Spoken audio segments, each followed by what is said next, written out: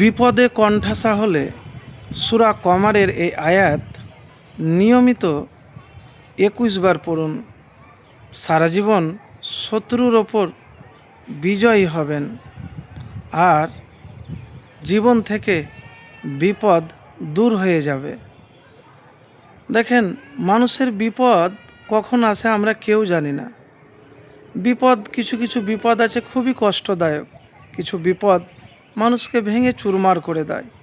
তো বিপদ যখনই আপনার আসবে, কণ্ঠাসা হয়ে পড়বেন, তখন ইন্না লিল্লাহি ওয়া ইন্না ইলাইহি রাজিউন, আল্লাহুম্মা আজিরনি ফি মুসিবাতি ওয়া আখলিফলি খায়রাম মিনহা, এই দোয়াটি পড়বেন আর দুরূদ শরীফ পড়বেন।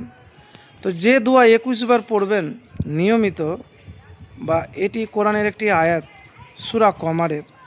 তো কি আয়াত আমি প্রথমেই আপনাদেরকে বলবো, সময় নষ্ট করব না। যে আয়াতটির কথা বলবো আমি, সেটি খুবই সহজ। কোন আয়াত? রব্বি আন্নি মাগলুবুন ফান্তাসির, হে আল্লাহ আমি তো অসহায়, হে আল্লাহ আমি তো অসহায়, অতএব তুমি আমাকে সাহায্য করো। এটি এমন একটি দোয়া যা মানুষ যখন কোনো বিপদে বা ষড়যন্ত্রের শিকার হয়ে অসহায় বোধ করে তখন পাঠ করে। মানে ধরেন কোনো দুশ্মন আপনাকে নিচে নামানোর জন্যে বা আপনার ক্ষতি করার জন্য লেগে পড়েছে, তখন আপনি এই দোয়াটি পড়বেন, রব্বি আন্নি মাগলুবুন ফান্তাসির। শত্রুর ষড়যন্ত্র শিকার হয়ে গিয়েছেন বা আপনার বিরুদ্ধে করছে, তো ওই সময়তে কার সাহায্য চাইবেন? আল্লাহ সুবহানাহু ওয়া তাআলার সাহায্য চাইবেন।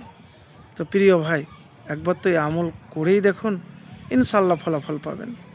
তো রব্বি আন্নি মাগলুবুন ফান্তাসির মানেটা আবারও বলছি, হে আল্লাহ আমি তো অসহায়, অতএব তুমি আমাকে সাহায্য করো। যখন কেউ মানুষ দ্বারা ষড়যন্ত্রের শিকার হয় বা কোনো বিপদে পড়ে অসহায় বোধ করছেন, তখন এই দোয়া আপনি পড়বেন। হযরত নূহ আলাইহিস সালাম এই দোয়াটি পাঠ করেছিলেন যখন তিনি তার উম্মতদের দ্বারা কোণঠাসা হয়েছিলেন। মানে সব দিক দিয়ে আপনি কোণঠাসা হয়ে পড়েছেন। তো নূহ আলাইহিস সালামও এই দোয়া পাঠ করেছিলেন, আল্লাহ তাকে সাহায্য করেছিলেন। সূরা কমার আয়াত নাম্বার 10। তো রব্বি আন্নি মাগলুবুন ফান্তাসির, আপনি এই দোয়া পাঠ করবেন। তো প্রিয় ভাই, একবার এই আমল করেই তো দেখুন, ইনশাল্লাহ ফলাফল পাবেন। আরেকটি কথা আপনাকে বলবো, জীবনে ভেঙে পড়বেন না ভাই। মানে অনেক সময় তো আমরা কি করি, যে মনে মনে ভাবি মানে শত্রু খুবই ক্ষতি করবে, মনে হয় আমাকে বাঁচতে দিবে না। কিন্তু আপনি যদি সতর্ক থাকেন আর আল্লাহর কাছে সাহায্য চান আর মুমিন মুত্তাকি হন, তাহলে আপনার দুশমন আপনার কিছুই করতে পারবে না।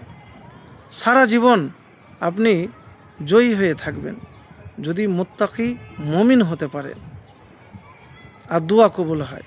তো একবারই আমল করে দেখুন, ইনশাল্লাহ ফলাফল পাবেন।